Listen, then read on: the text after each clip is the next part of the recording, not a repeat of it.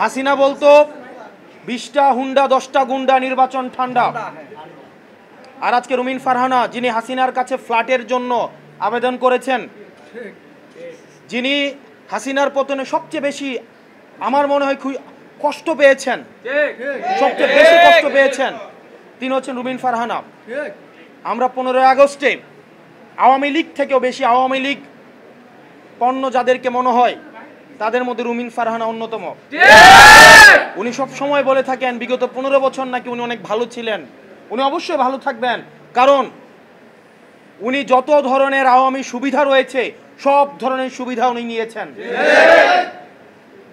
আজকের নির্বাচন কমিশনের যে ভূমিকা রেখেছেন, আমরা সেই ভূমিকাকে আমরা সবসময় প্রশ্নবিদ্ধ আমরা করে এসেছি। আমরা পুলিশকে দেখেছি এখানে নীরব দর্শকের ভূমিকা পালন করেছে।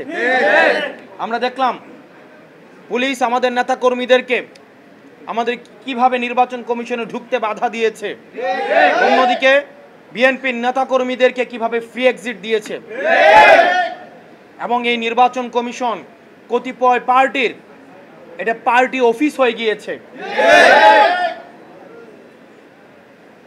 প্রিয় সাংবাদিক বৃন্দ, আমরা বলে এসেছি, বারবার করে বলে এসেছি, আমরা একটি গ্রহণযোগ্য অবাধ নিরপেক্ষ নির্বাচনের দিকে আমরা যেতে চাই।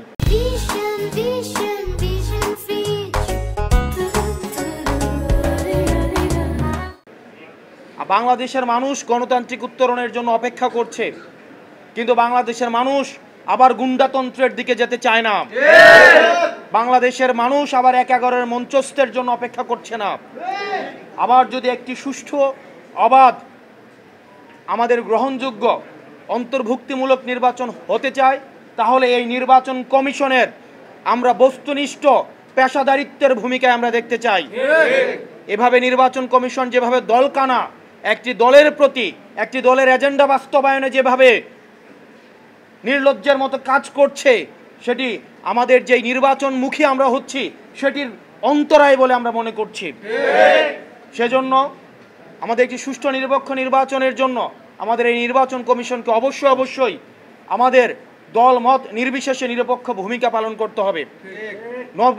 নতুবা আমরা এই নির্বাচন কমিশনের পুনর্গঠনের জন্য আমরা অনতিবিলম্বে এই নির্বাচনের প্রতি, কমিশনের প্রতি যে আমাদের আস্থা ছিল, সেই আস্থা ক্রমশ ক্ষীয়মান। আমাদের দল নিবন্ধন থেকে শুরু করে, মার্কা বরাদ্দ থেকে শুরু করে, আমাদের যে সীমানা নির্ধারণ, প্রত্যেকটি কাজে কাজে আমরা দেখেছি, আমরা যখন নির্বাচন কমিশনের সাথে মিটিং করি আমরা দেখি তাদের এক ধরনের আচরণ থাকে, তারপরে তার একটা সময় চায়, ওই সময়ের মধ্যে কি হয় এটা তারাই বলতে পারবেন।